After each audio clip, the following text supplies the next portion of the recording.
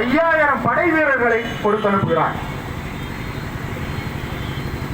அந்த 5000 படையை வழிநடத்தி ஒரு சகோதரர் சாகுல் சொன்னது போல மீண்டும் சிவகங்கையை உங்களால 10 வருஷம் தமிழகத்தை மீட்ட முடியல. இன்னைக்கு துணிஞ்சு ஒரு திட்டத்தை தீட்ட முடியுமா? உங்களால முடியாது. திறனில்லை. கிஷோரை வைத்த அரசியல் நடத்தும் தேர்தல் நடத்தும் நீங்கள் ஒரு வழியில் மாமன்னார் மருதவாண்டியருக்கு பதில் சொல்லுகிறீர்களா? திறன் இருக்குமா உங்களுக்கு? 400 கோடி ரூபாய் தேர்தலுக்கு எழுதி கொடுக்கிறது. கிஷோர் பாரதிய ஜனதா கட்சியை தூக்கி பிடிச்சாராம், ஆளுமைக்கு கொண்டு வந்தாராம், அரசு ஆளுமை கிடைத்ததாம். அவரோட போய் அசைன்மெண்ட் கேட்கிறாங்க. ஒரு கட்சியை நடத்த வழி தெரியல எனக்கு. நீ மாமன்னர்களுக்கு ஒரு வழியில் பதில் சொல்லும் இடிப்பிறவி மந்திரியை வைத்திருக்கும் நீ அந்த திராவிட கட்சி வைக்கப்பட வேண்டும். எழுந்து விட்டோம். வைப்போம் சிலையை. தமிழகம் முழுவதும் வைப்போம். எங்கள் ஆளுமை வரும். விதை போட்டு விட்டோம்.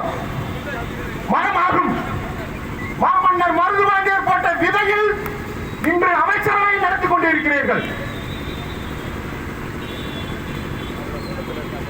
அன்று சுல்தானா நவாபா அது போன்ற ஒரு சமூக பிரச்சனை இங்கே இருந்தது. ஆங்கிலேயர்களுக்கு நவாப் சமுதாயம் உதவி செய்தது. அப்பொழுது திப்பு சுல்தான் இப்ப இங்க இந்த அரங்கத்துக்கு வந்து இந்த கண்டன ஆர்ப்பாட்டத்திற்கு ஆதரவு அளித்தது போல தமிழ் தேசிய இயக்கங்கள் அப்போது பல இருந்தன. அது அந்த மாமன்னன் சின்னமருது அதனுடைய ஒருங்கிணைப்பாளராக பணியாற்றினார். ஒரு காலகட்டத்தில் அவரால் நெப்போலியனை இங்கு அழைத்திருக்க முடியும்.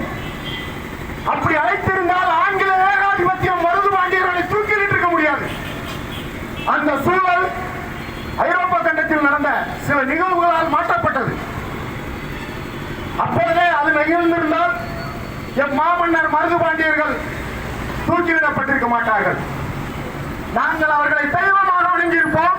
உங்களிடம் சிலை கேட்டு கெஞ்ச மாட்டோம்.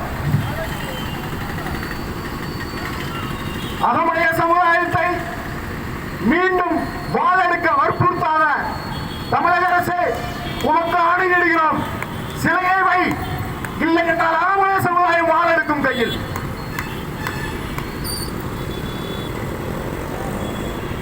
பொறுத்தது போதும் அகமுடைய சமுதாயமே. உங்களுக்கு